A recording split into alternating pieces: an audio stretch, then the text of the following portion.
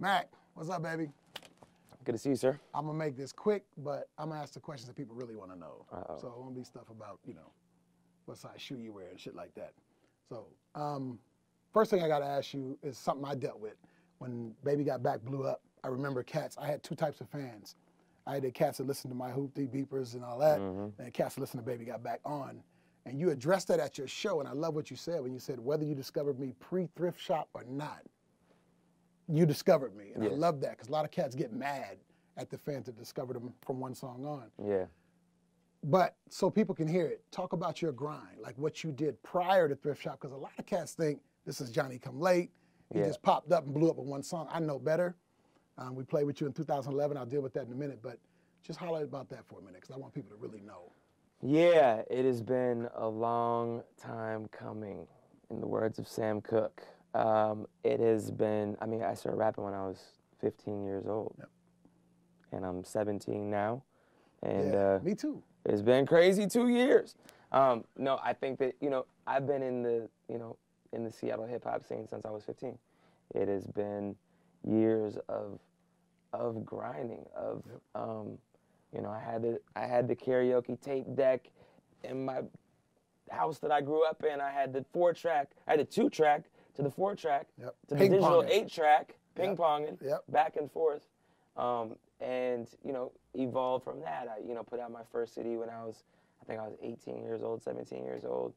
And, just never stopped working at my craft. One of my guys in my group said that. He's been following you from the get, out of sight. He's like, dude, man, this cat's been at this for, we kicked it with you in 2011. Yeah. We did a show together. And I remember saying, I done seen a lot of cats come and go, right? So I'm watching you perform, and you did something that blew my mind. Back then, I was like, man, social media ain't. But I watched you actually use the crowd to promote something in 2 other cities.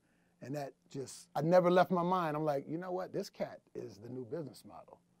And one thing I've always wanted to ask you, because I came up in where I was on a major. Yeah. So I was a hoe. Real talk. I'm just being real. That's it is real talk. I was a hoe. 18% is what I was getting for shaking my ass, right? So tell people about the difference between independence and, more importantly, you control your brand. You define Macklemore. I can't, right? Eric Powers can't. Nobody else can. And I think it's very important for new artists to understand that what I did, people ask me, how did I do it? Don't worry about how I did it. This is the cat. And talk about the difference between the major, where they propped you up and made you, versus indie, where you do it yourself. You define who you are. I can really speak to my experience being one that, luckily, we never had to sign a major label deal. So I don't know what it's like to be on a major, but what we have is, like you said, we have creative control. We have nobody telling us what type of music to make, what clothes to wear, when to shoot a video, when to put it out, a timeline. We act when we want to act. And that's a beautiful thing. Like, if we wanted to go out right now and film a music video, we could put it out later on tonight if we wanted to. And there would be no one stopping that. When you're on a major label, you are essentially working for somebody else. You are an employee of that company. And you can't do whatever you want to do. They control your music. They control how it's, the money that comes in, all that goes to them. You get a percentage, like you said. We keep 100% of what we do and have the creative control behind it. And one thing that couldn't have happened in my era is that if you did thrift shop, you couldn't have done Same Love. They wouldn't have allowed it. It's like, no, we need more thrift shop. Yeah. And that's one beauty. That's the beauty, is that creative control. But there's a rumor I heard, and I want you to correct it. If it's true, I'm laughing my ass off. The rumor is that Warner Brothers thought they were going to sign you, and found out that they weren't going to sign you. They were merely going to work, I'll say, with you. Off camera, I'll say something else. Is that true? No, they didn't. Well, this is what happened with Warner. It's kind of a long story. We were distributed through ADA, which is a subsidiary of Warner. And Thrift Shop organically started to get picked up by radio, by alternative radio. And ADA came to us and said, look, this is happening organically. There's some momentum behind the song, just in these few select places, these random places. Let us work radio for you. Pro bono. If we do well, we can work out something. And we said, okay. They started working radio. It started to kind of pop off. It was doing well. Warner came in. Their big brother came in. And this was after a meeting that we had. This idea came from an idea that we had with L.A. Reid. L.A. Reid from Epic heard the album when it came out, flew out to Montana, really wanted to be a part of it. But the record was out. We had sold 78,000 copies the first week. We had some leverage. The record was out. He was like, yo, let me work this album. And if we work this album to radio, then you guys sign for your second album. We didn't want to do that.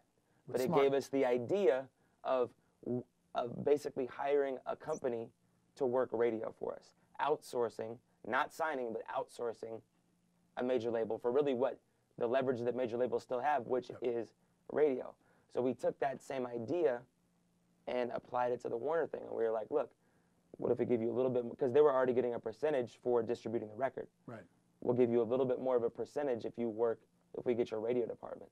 That's beautiful, man. And that's what it was. That's beautiful.